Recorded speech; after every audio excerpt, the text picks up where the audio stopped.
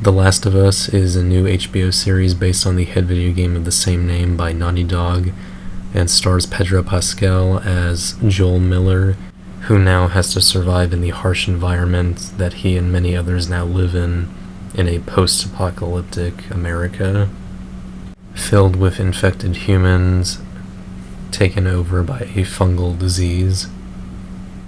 The episode fully starts off in 1968 during a late-night talk show where the host is speaking with a couple of scientists, with one of them mentioning the possibility of a widespread pandemic, and then the interview sort of leads to him mentioning the concept of cordyceps fungi, which is a real-world sort of fungi that is able to infect ants and control their minds and help them, sort of help the fungi sort of live.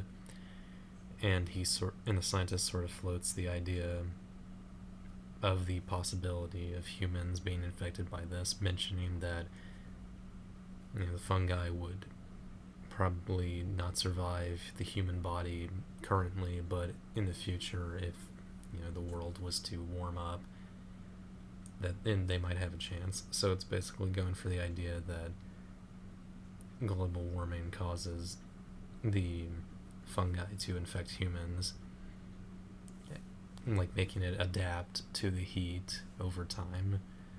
So that's the base concept of the cordyceps fungi for The Last of Us, and that's supposedly how it works in the game as well. We cut years later to 2003 in Austin, Texas, where Joel is getting ready for work and speaking with his daughter Sarah. It's his birthday, it seems, and they have their usual banter. And we also meet Joel's brother Tommy, who also is going to work, and he leaves. They all leave, and we cut later after school where Sarah is going to a watch shop to get her dad's watch repaired as sort of a birthday present. And after that, little clues on what's happening sort of appear, like a bunch of police cars drive through, and to an extent some of the people there don't think it's that big of a deal, because as this is post 9/11, things have changed for America a bit. But Sarah brushes off and goes back home, and she gives Joel her present. He of course really likes it, and her other present to him was a movie she borrowed from some neighbors, and they watch it, but Sarah falls asleep, and Joel later puts her to bed. And then we cut later, and it's many hours later into the night when Sarah comes downstairs to see where Joel is, and maybe also Tommy. She finds the neighbor's dog at the door, like wanting to get in, and she checks on him and also tries to take him to the neighbor's house, but he runs away, very scared. And she goes into the house with the door wide open, and she finds out that the neighbors have been very much mauled, and finds the grandma of the family munching on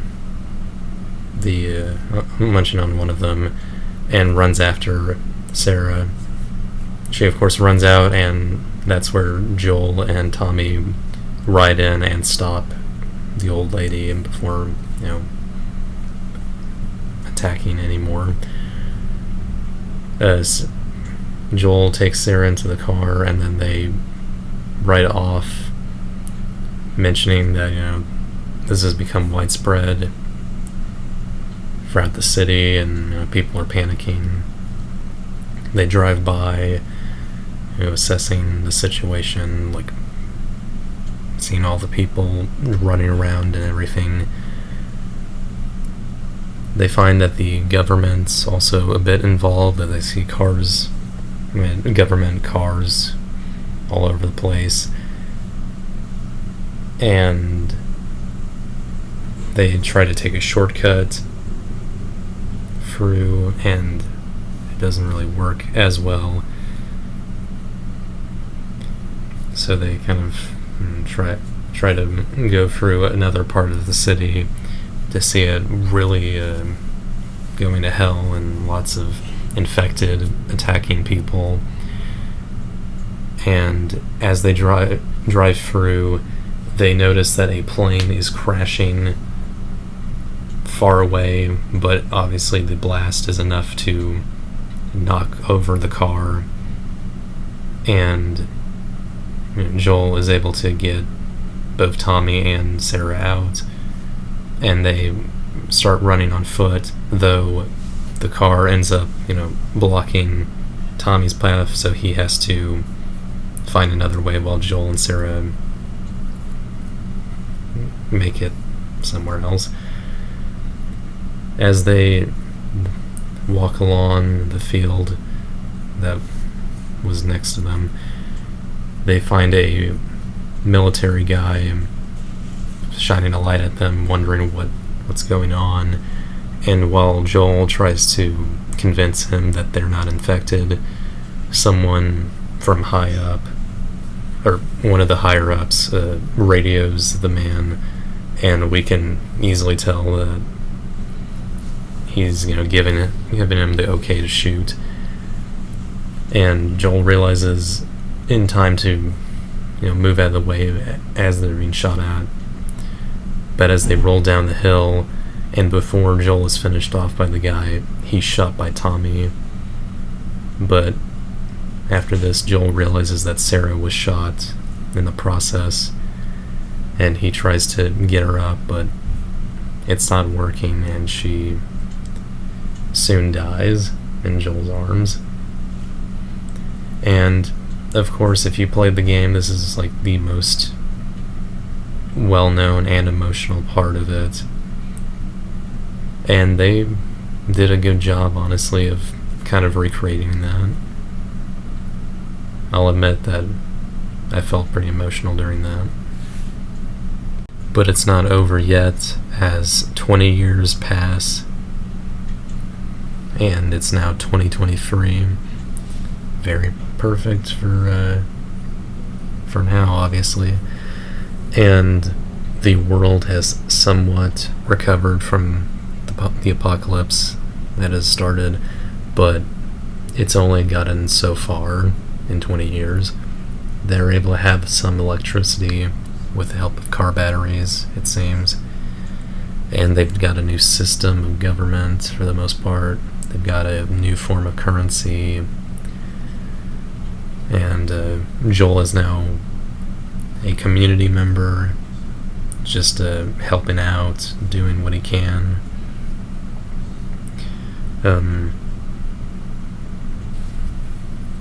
Later on with this, we see that he's making a deal with a guard, trading some pills for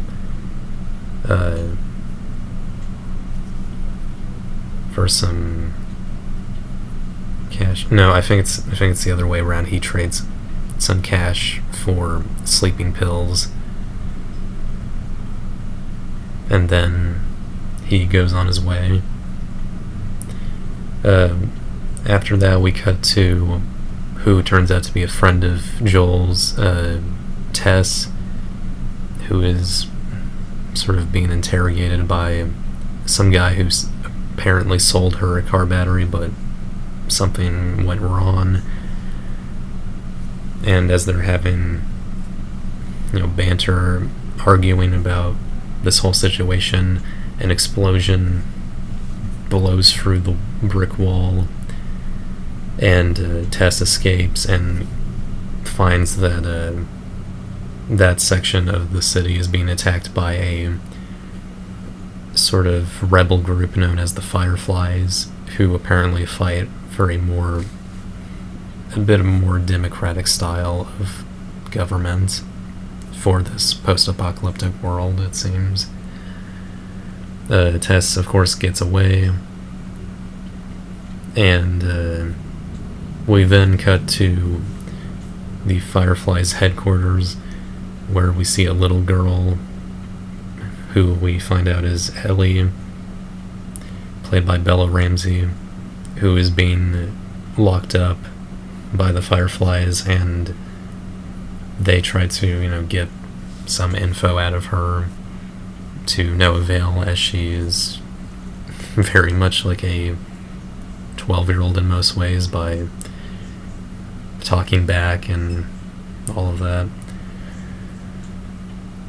We then cut back to Joel, who we find is taking these sleeping pills to fall asleep, as it seems he's had a hard time doing so.